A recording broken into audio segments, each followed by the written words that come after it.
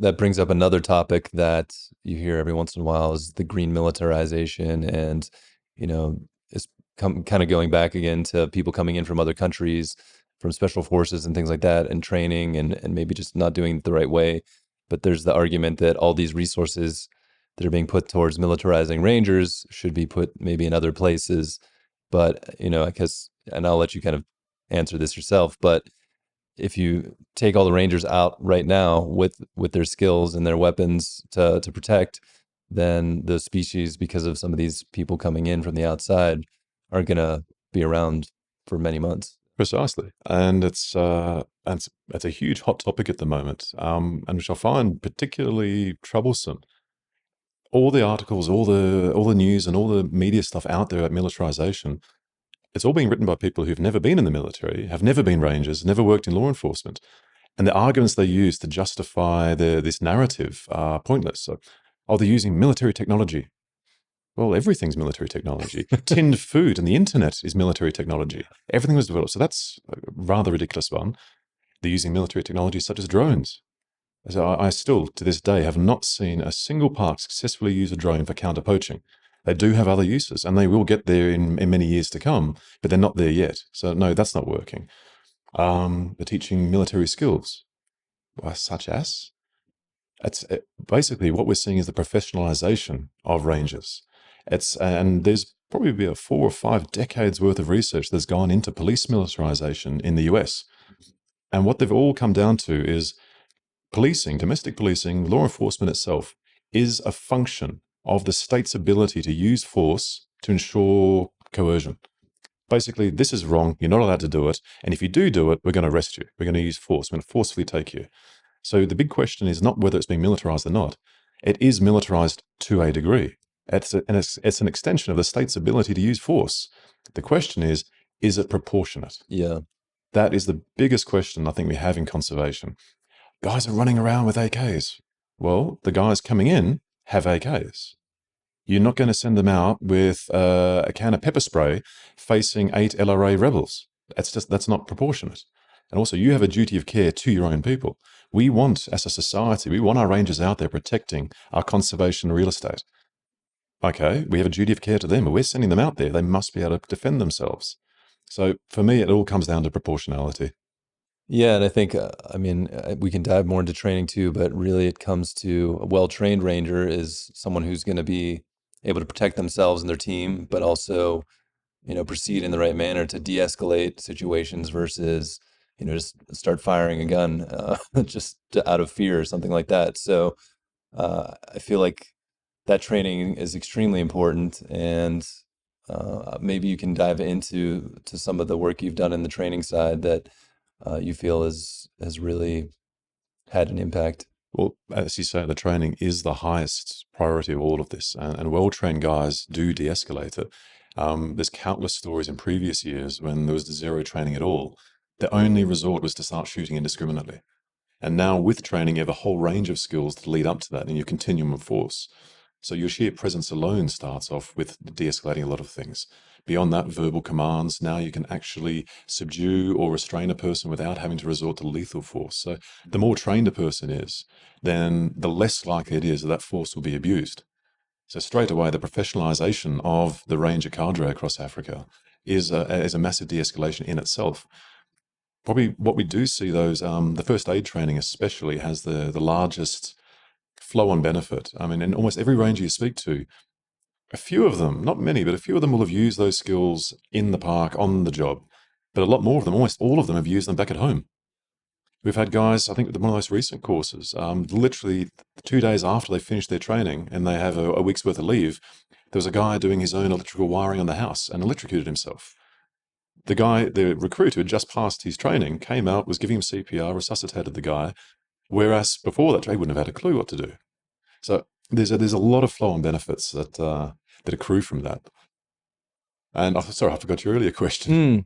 No, I mean, it was all just kind of related to the training side. And just to add to that, I mean, I spoke with our mutual friend Boris, and he was just telling me from their work at Lead Ranger, teaching some of those first aid skills, all these amazing results with rangers helping people in the communities, like you just said, which also creates a better connection and bond between the communities and the rangers, because there's, a lot of times it's almost an adversarial, seen as an adversarial role, because if they're subsistence poaching or coming into the park to get things and the rangers are, doing law enforcement and arresting them or pushing them out, they're kind of seen as the bad guys sometimes, but these skills allow them to also help people at home. So I don't know if you've seen any of that. I have, and one big change, part of the evolution we've seen in the last, let's say the last decade, is away from the concept of securing a certain area and screw everybody and kick Mm. everyone out and just Hmm. attack, attack, attack.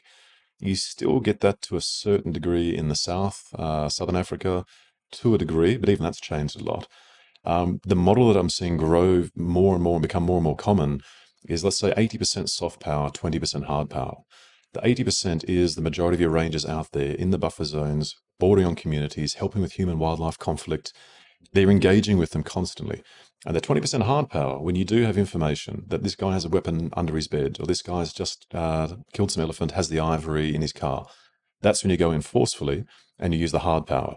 But the majority of your efforts are in soft power. You're engaging. This isn't a military invasion, it's domestic law enforcement. And that happens with the consent of the people. If you don't have the people on side, if you're not engaging with them, then you're doomed before you even start.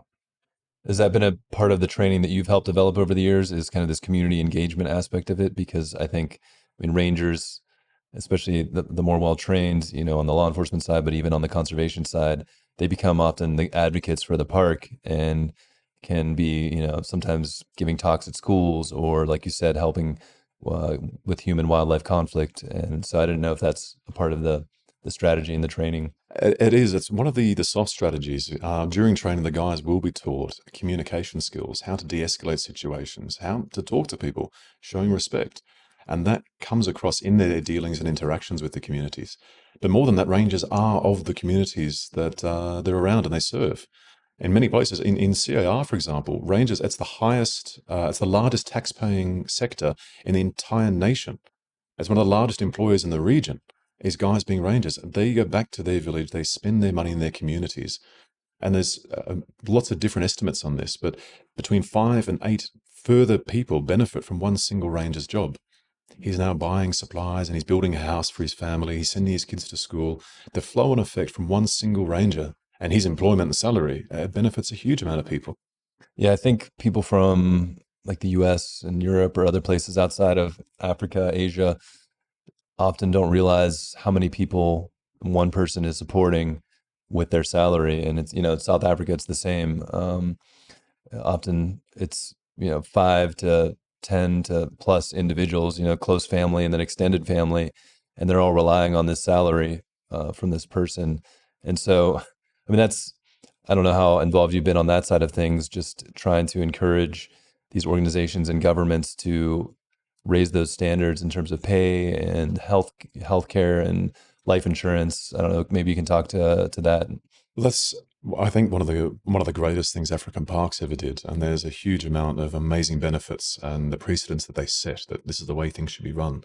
But the per diems that they pay, the guys draw a government salary, which is next to nothing. So let's say $50 a month in some countries. It's absolutely nothing. And AP then boosts that up. So now adds on a couple of $100 on top of that per month for their salaries. Beyond that, they also have the knowledge that you have a full-time job. You actually have a leave cycle. You can plan your life around it. You can plan your finances around this. And African Parks also instituted, I think about 6 or 7 years ago now, an insurance scheme. So you've got health insurance, you have hospital access, but beyond that, it's also life insurance. If a ranger is killed, I think it's over 6 times his annual salary is paid out in tranches or as a lump sum to his family. This is benefits that were never ever heard of before, or never existed before. They're finally doing this. It's becoming, I think African Parks does it, Frankfurt Zoological now does it, WCS does it. All your main NGOs do this. And now it's grown to a stage where it's now become de rigueur, it's become accepted. It's no longer an isolated anomaly. It's like this should be the way it should be done. Someone needs to set the standard Exactly. so that people can push up to that. Yeah, we're asking these guys to go out in incredibly hard conditions, risk their lives. It is one of the most dangerous jobs in the world. We need to look after them.